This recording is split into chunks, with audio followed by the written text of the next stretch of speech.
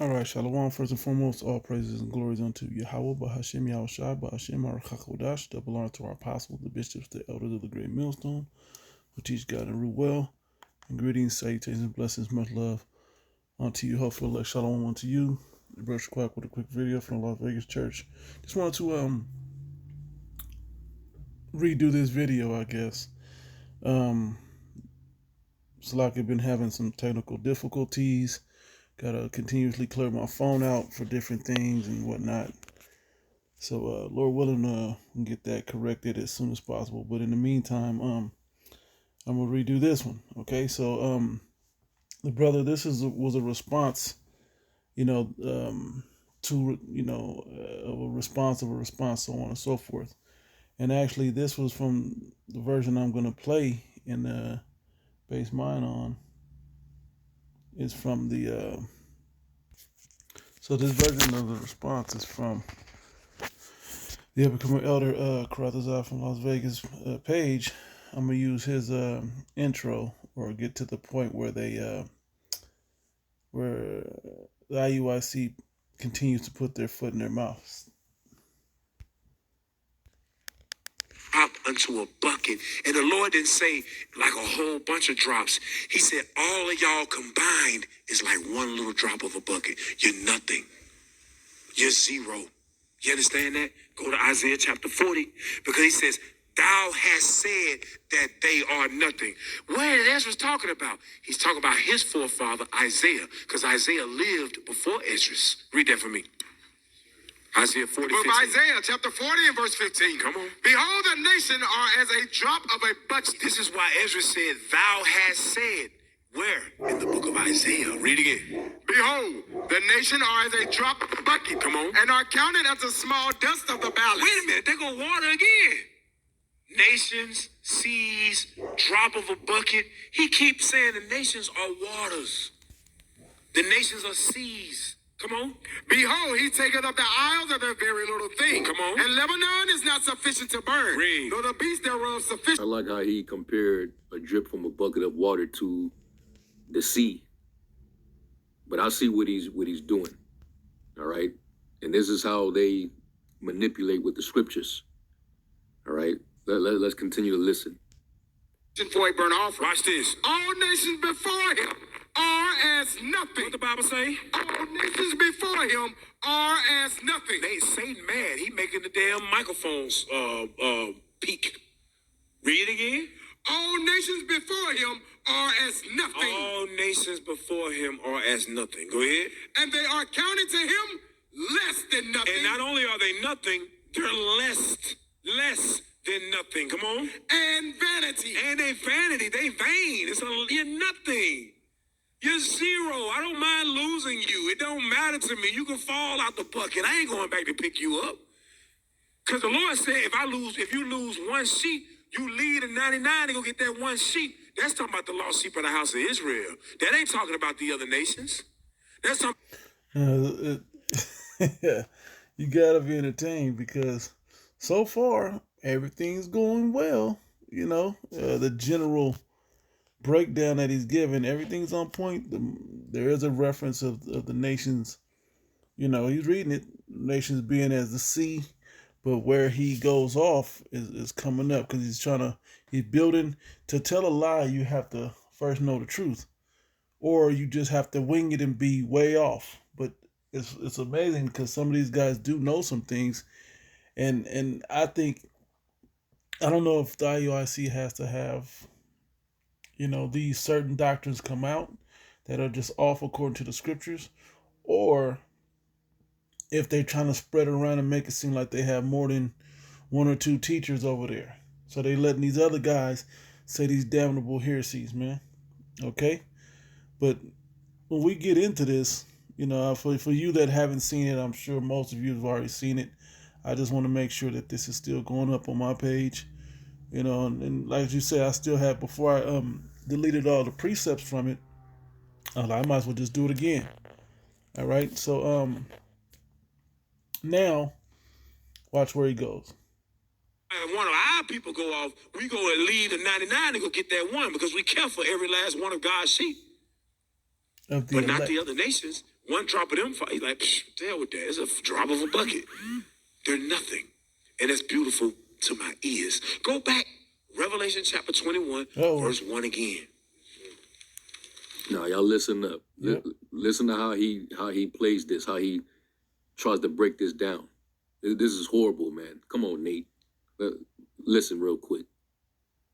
Revelation 21, verse 1. Yes, sir. And I saw a new heaven and a And we have to call out Nathaniel, you know, the bishop or the elder or the general or whatever his title is now. We have to call you out because this is on your watch. Okay, this is on your watch. This is what your I guess if you want to call them teachers, this is what they're teaching. So it all falls back. Like if we start going way off and teaching something out of pocket, it's not going to, we have an order, so it's going to hit certain channels first. But at the end of the day, if it goes unchecked, it goes up and it's a stain on our apostles. Okay? So no different over there.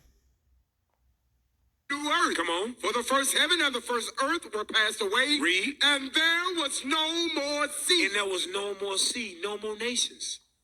There will be after we rule over them for 1,000 years. We're gonna get into that in a minute. After we rule over them for 1,000 years, brothers and sisters, there will be no more. There will be no need. Once they build our kingdom, Revelation 21 kingdom, it's not made with the hands of man. It's made by the hands of the Lord. It's in the heavens. You understand? So Epic fail. this is the latest heresy, and I can all. So I'm gonna stop this brother's video here. And I'm not trying to remake his exact video, but what I'm gonna attempt to do with the precepts that I have is just show you how it just bringing out other scriptures. You know, I mean, it went on in different directions when I first did the video, you know, and it was over an hour and all of that. But now I'm gonna try to keep it really, really low as much as possible. I don't remember. I was in the spirit. I don't remember everything, but the point will remain. You know that what good is a kingdom? What good is a rulership if you don't have subjects? What makes me a king? Let me see if I can Google something like that. But what makes a king if you don't have subjects? Let's see. And needs support to keep them. He can be king by name anyway, but can only be king de facto if he has subjects. There you go. Can a king not have subjects? No, it says a king needs support in order to get the throne and the crown, and needs support to keep them. He can be king by name anyway, true, right? But can only be king de facto if he has subjects. You can't be a king without having subjects, man.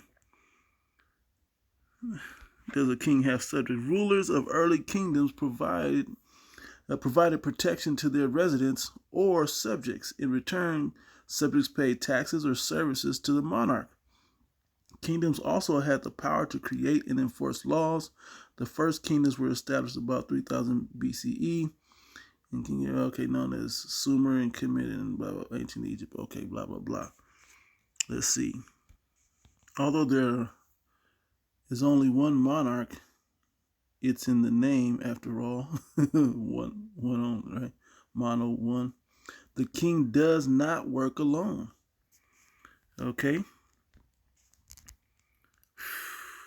And like, what makes a king a king? Let's see this. Kings are hereditary sovereigns when they hold the powers of government by right of birth or inheritance, and an elective when raised to the throne by choice. In the context of prehistory, antiquity, and contemporary indigenous people, the title may refer to tribal kingship. It's not explaining what we want. It's what makes it. It's the subjects, man. At the end of the day, it's the subjects, as we read, that make it a kingdom. Because what good is it? I mean, I can be a kingdom, like it's crazy, but I didn't even think about this. But years ago, I don't want to say it this way, but you were offered to be in a gang, so to speak, or the hood try to put you on or whatever, blah, blah, blah. I lived in the hood. I never gangbanged. It wasn't from the hood. Wasn't my thing, and I knew my daddy kicked my ass, and I had family members that kept us away, and we had basketball and sports and blah, blah, blah, right? So, and I remember telling one of the niggas like, man, you hang out with us anyway. I'm like, I really don't, but I know y'all, and we cool, and I don't, y'all cool people, when we play ball and we do other shit that is not that gang life. And he was like, but you got the hood, you got a family. I was like, I'm okay being, instead of what I got to come in as a servant, I'm cool being the king of my own castle, ruling my own self. Then I got to take lead from somebody that don't have my best interest in mind. They got the hood in mind. But I'm like, nah, I could be the king of my own. But here's the point. As he was trying to be the king of the gang, he needed subjects. He needed people to go out and do dirt and do whatever the agendas of the gang were. Okay? Or any crew or whatever you want to call them. All right? And so that's how it works. I mean, people play stupid all of a sudden, but you see these heresies that IUIC is putting out. Oh, after 1,000 years, then the heathen gonna try to rise up one more time when we already got the spiritual power, when we're in the new covenant. That's crazy, man. And then now we're not even gonna have heathen anymore after a certain amount of time. There's not gonna be no heathen, no subjects. We ain't gonna need it. Because what we gonna need them to do? The kingdom gonna be God is gonna build the kingdom. And the heathen not gonna come bro. Come on, bro. Come on. That's not what the scriptures say. So I'll try to put the link to the brother's video. Very edifying. I think I already posted it to my community, but it was a while ago. And now so I'll just try to put the link in the description.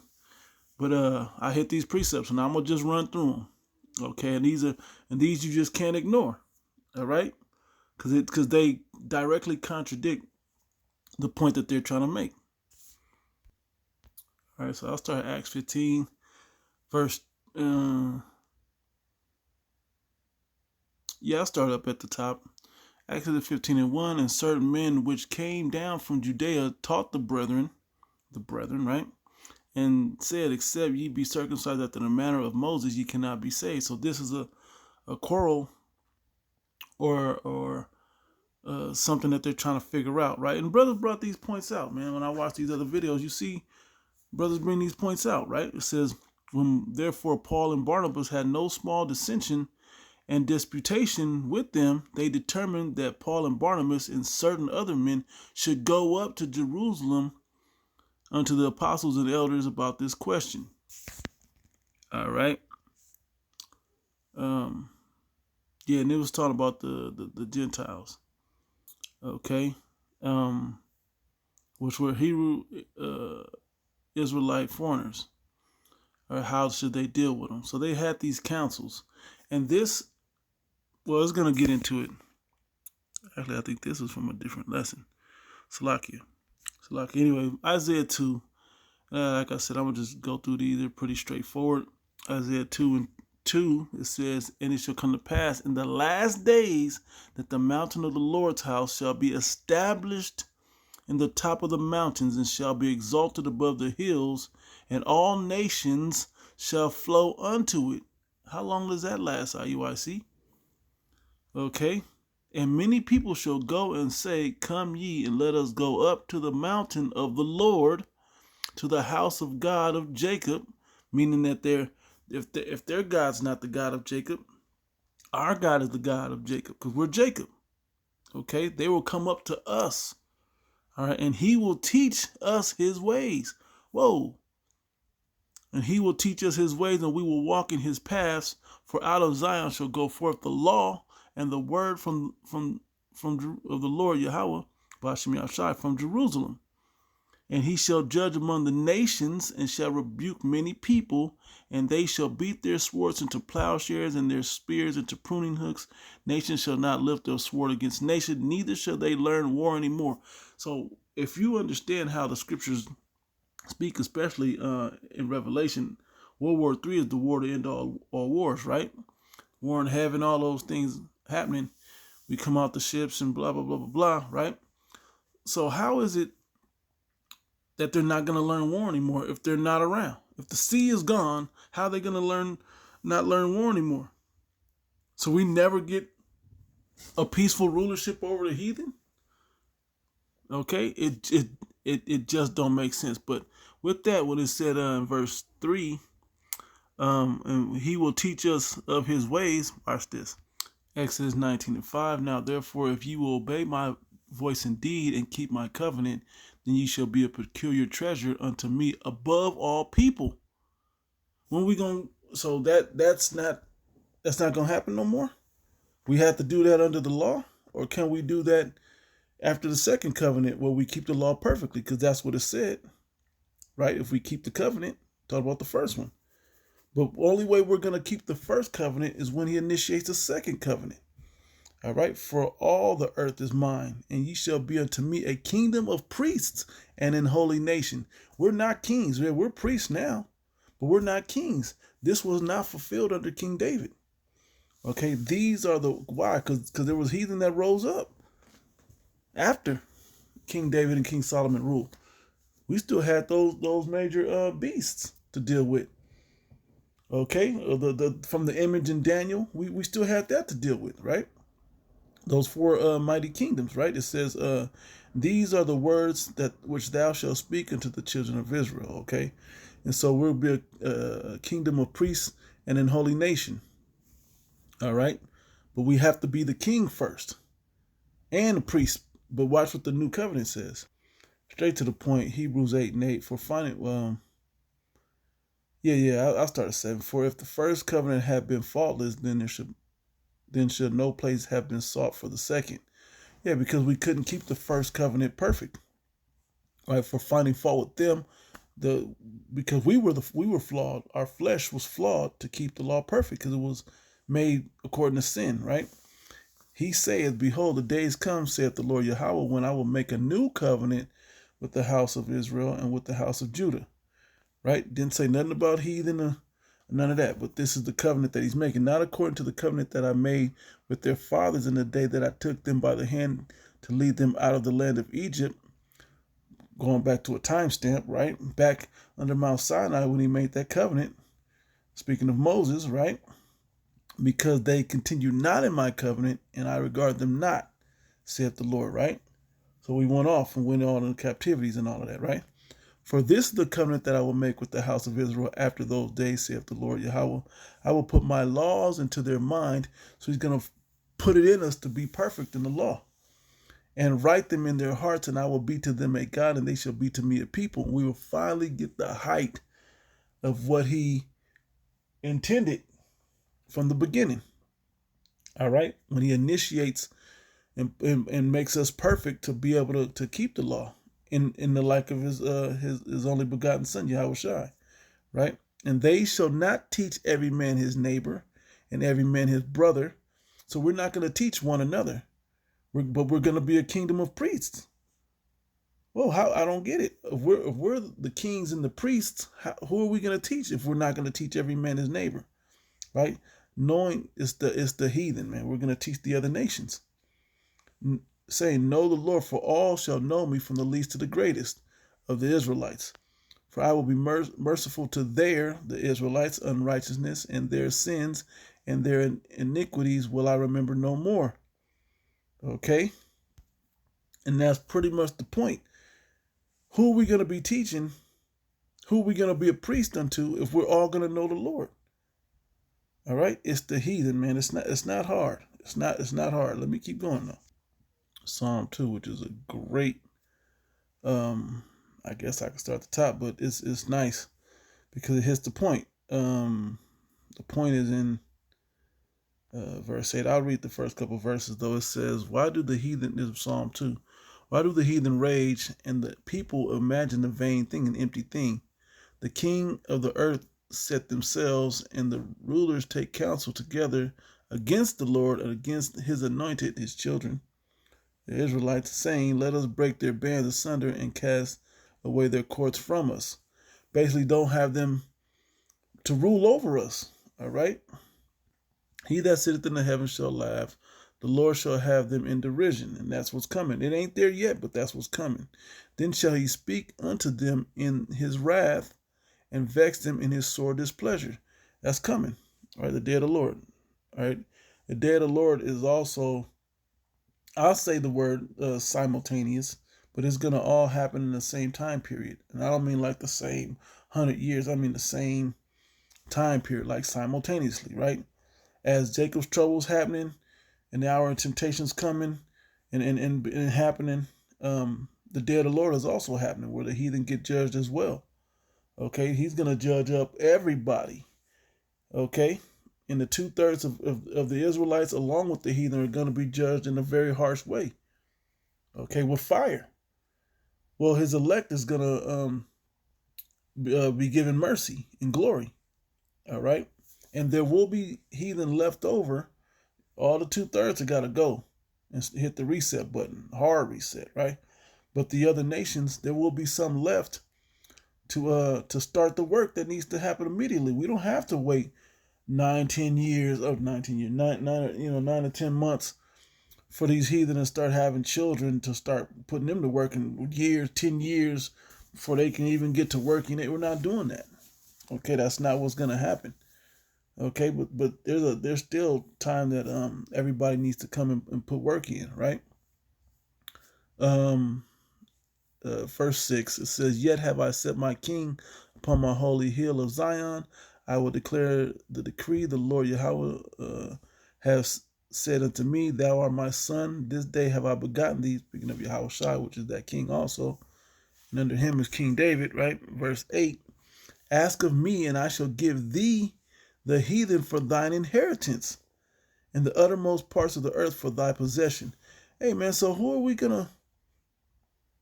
Okay, so who are we going to get that? That's my inheritance. So you just going to take away part of my inheritance?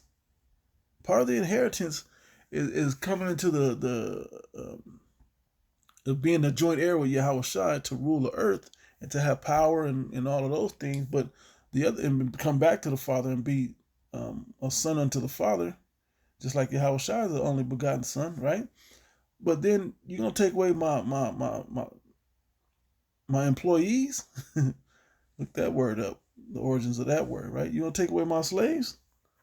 All right. "Thou shalt break them with a rod of iron." When is this going to happen? "Thou shalt dash them in pieces like a potter's vessel." Okay. "Be wise now, therefore, O ye kings. Be instructed, ye judges of the earth.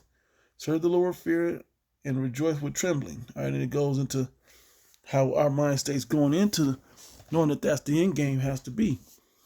But that just shows you, man, that's part of our inheritance is getting the heathen. So when I read it in Isaiah 2, they got to come up and bring tribute and not learn war, and they going to rise up, man. But we know how IUIC is set up, man. We see you. We see how y'all get down, right? Deuteronomy 4:5, "Behold, I have taught you statutes and judgments, even as the Lord Yahweh my power commanded me, that you should do so in the land whither you go to possess it. Therefore keep and do them, for this is your wisdom and your understanding in the sight of the nations, which shall hear all these statutes and say, Surely this great nation is a wise and understanding people." And they seen a glimpse of that during King Solomon and King David, and King Solomon, right, respectively. But they haven't said that about our full nation yet, man. Okay, and that's something that should, and it's gonna say how long they should be saying that, because how long we should be living that way. It says, what nation is so great, who have the Most High so nigh unto them, as the Lord Yahweh our power is in all things that we call upon him for? And what nation is there so great that has statutes and judgments so righteous as all this law? And you can't really see the fruits of the law if you're not keeping it 100%. We'll really see the earth will respond, the people will respond to when the Israelites are 100% on the earth. All right, meaning we can keep this law 100%, and with the power and the glory to back and enforce it. All right, and the wisdom and discernment and all that. Right. It says, so great. That have statutes and judgments so righteous as all this law, which I set before you this day. Only take heed to thyself and keep thy soul diligent, lest thou forget the things which thine eyes have seen, all the miracles the Heavenly Father has done, and lest thou depart from thy heart all the days of thy life, but teach them thy sons and thy sons' sons, meaning this should be perpetual, ongoing forever. Okay, which was the point. Okay, which was the point. This was supposed to be something that was passed down, a heritage forever. This is just part of who we are. This is what we do. We live with wisdom. We live with righteousness. We rule, okay, in righteousness. We make sure, we enforce, so on and so forth. So when is that going to happen, man? This is something that was given to us way back with the law. Deuteronomy, I believe, is the second law. The second giving of the law. Like, this has to be done. It has to happen over and over, man. Continually. All right? And when it's a good thing, why would it not continue forever?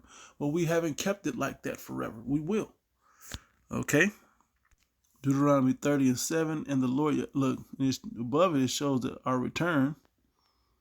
Okay? Where we're scattered and so on and so forth, he's going to return us. Right? We're going to return to him. Verse 7 says, and the Lord Yahweh thy power will put all these curses upon thine enemies and on them that hate thee, which persecuted thee. When is that supposed to happen? Because that ain't happened yet, that he takes the curses off of us and puts them on the heathen. Well, after we return back to the Lord, we're barely returning back now. So when is that supposed to happen? When there's no sea, when there's no people on the earth? That doesn't make sense. Okay? And the brother in his video breaks down Revelation 21. I don't want you to miss that actual breakdown. It's in his video. Okay, and I don't want to just take it from him, but I encourage you to subscribe and watch his page, man. Very edifying page and very edifying video, as well as other brothers have broken it down. Okay. So I'm gonna end it there, but tell me. Oh no, I got another one, Salakia. Okay, yeah, this one, Luke 19, and as a matter of fact, another one came to mind also. Luke 19:27. But those mine enemies, which would not that I should reign over them, bring hither and slay them before me. Who's he talking about? Well, you can receive this as the heathen nations or even the 2/3, but especially the heathens. They gonna come up 3 times a year and keep our laws, man. Okay? So real quick, I just threw this out there. And I said the heathen must come up 3 times a year, KJV, right? But what it says here is Deuteronomy 16, and 17. The verses 16 and 17, right? And this is New King James, but it hits the point. God says 3 times a year, all your males shall appear before the Lord Yahweh, your power. And that's talking about us, because it was given to us to do that. Well, who are we going to teach to do that when we're already doing it perfectly? Who are we going to be a priest unto when we're already doing it perfectly? Okay? In the place that he chooses at the Feast of Unleavened Bread, at the Feast of Weeks, and at the Feast of Tabernacles. They shall not appear before the Lord empty-handed. The gates will be open continually. And let me get this other precept. And then another one. Isaiah 60, man, really hits it, man, goes to it. I'll just kind of graze through it a little bit, but when you read this chapter, man, it shows you what's going to be going on in that day, man. It shows you a rulership, right? It says, I'll start at verse 3. And the Gentiles shall come to thy light, and the kings to the brightness of thy rising. Lift up thine eyes round about, and see, all they gather themselves together, they come to thee, thy sons, and thy sons shall come from far, and thy daughters shall be nursed at thy side. Then thou shalt see and flow together, and thine heart shall fear and be enlarged, because the abundance of the sea shall be converted unto thee. The forces of the Gentiles shall come unto thee. Okay, they're going to bring, and this is going into it, they're going to bring up what they got, the possessions that we want from their land, to come and bring like I don't say oblation, but yeah, like a peace offering almost. Like they're gonna come and bring something. Like, here, I brought you the gold out of our land. I brought you the stones of amethyst from our land, and I brought up these cattle that's been grazed in our whatever. I brought my daughters. They're gonna bring the best unto the Israelites, man. Okay? The multitude of camels shall cover thee, the dromedaries of Median and Ephah. All they from Sheba shall come. They shall bring gold and incense, right? And they shall show forth the praises of the Lord. All the flocks of Kedar shall be gathered together unto thee. The rams of Nebaioth, yep, something like that, shall minister unto thee.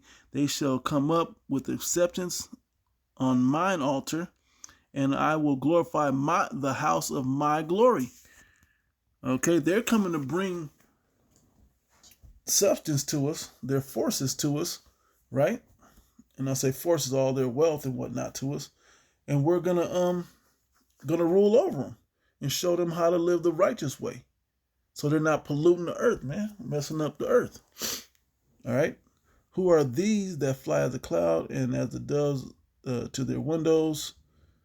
Surely the isles shall wait for me, and the ships of Tarshish first, to bring thy sons from far, their silver and their gold with them, unto the name of the Lord Yahweh thy power, and to the Holy One of Israel, because he have glorified thee, meaning us. They're bringing it to us, and we're delivering it up to the Lord. Look, Lord, look what they brought to us. Right? And the sons of strangers shall build up thy walls, and their kings shall minister to thee. For in my wrath I smote thee, and in my favor have I had mercy on thee. Right? Therefore the gates shall be open continually. They shall not be shut day nor night, because we're not concerned about being invaded. Right? Men may bring thee the forces of the Gentiles, and that their kings may be brought. Okay? For the nation and kingdom that will not serve thee shall perish, yea, those nations shall be utterly wasted. So when they don't bring up what they supposed to, if they don't do what they supposed to, they get punished, man. That's them curses we talking about. Okay? When we didn't keep the law, we got curses put on us. So when the heathen don't keep the law, when we're keeping it perfectly, they're going to get curses put on them. Okay? And that's the short of it, man. All right? Look. I'm going to just keep reading. It said, the glory of Lebanon shall be unto thee, the fir tree, the pine tree, and the box together, to beautify the place of my sanctuary. Yeah, so these heathen are going to be bringing in these certain trees to build up our kingdom, because it's got to get cleaned out. The heathen are in there. The bastard is in there. We got to clean all that filth out of there, cleanse that land out, and then we got to be built up. And as a king, I'm not doing it. My subjects are going to do it. Okay? Oh, the Lord is going to do it. No, he's going to set it in motion to have the heathen do it for our benefit. Because our benefit is down here on the earth, man. Okay? The things that play out in the rulership, because we're not in rulership in the heavens, man. That's the Heavenly Father that's still in rulership up there. Okay? But down on earth, we're going to rule over the things of the earth, man. Whether it be the animals, but particularly the heathen nations. Okay? It says, to beautify the place of my sanctuary, and I will make the place of my feet glorious, meaning the earth, right? Heaven is the footstool. Heaven is the throne, and the earth is his footstool, right? The sons also of them that afflicted thee shall come bending unto thee. Who is that? That's the heathen. Okay? And all they that despise thee shall bow themselves down at the soles of thy feet. Because they hate us now, but then they going to come bending, man. They going to come in a humble position unto us, man. Okay, as subjects. And they shall call thee the city of the Lord Yahweh, the Zion of the Holy One of Israel. See? All right. And that's the point. No, I'll read it because I want to make this scene right here. Whereas thou hast been forsaken and hated in these times, so that no man went through thee, I will make thee in an eternal excellency, a joy of many generations. So this will be ongoing, man. So when they're not, to whom? If the heathen are gone, there's no more sea and the heathen are gone, who's gonna do this upon eternal? What eternal excellency and the joy of many generations will there be? We just gonna be just us and no heathen, no nothing else going on. It's just us. It's just one team. We all in one mind with the Heavenly Father. But then the heathen just get to escape and just don't have nothing else to do. My inheritance is just gone. Man, okay, that's the point of that. I got like one or so more. And I just want to make the point in Revelation, so straight to the point, Revelation 18 and 9, the kings of the earth, the other nations, right, who have committed fornication and lived deliciously with her, who's that? The harlot, man, America. All right, it's showing it there. Shall bewail her and lament for her when they shall see the smoke of her burning. So after America burns, they're going to see it. Standing afar off for the fear of her torment, saying, alas, alas, that great city of Babylon, America, that mighty city, for in 1 hour is thy judgment come. And the merchants of the earth shall weep and mourn over her, for no man buyeth their merchandise any more. Okay, so these kings standing afar off, like, damn, all the stuff that we were producing, nobody wants to buy that bullshit no more. Okay, because America's gone. Okay, and it's naming some merchandise, right? All the way down, right? We know those. All right, let me see. Might be a little more in here.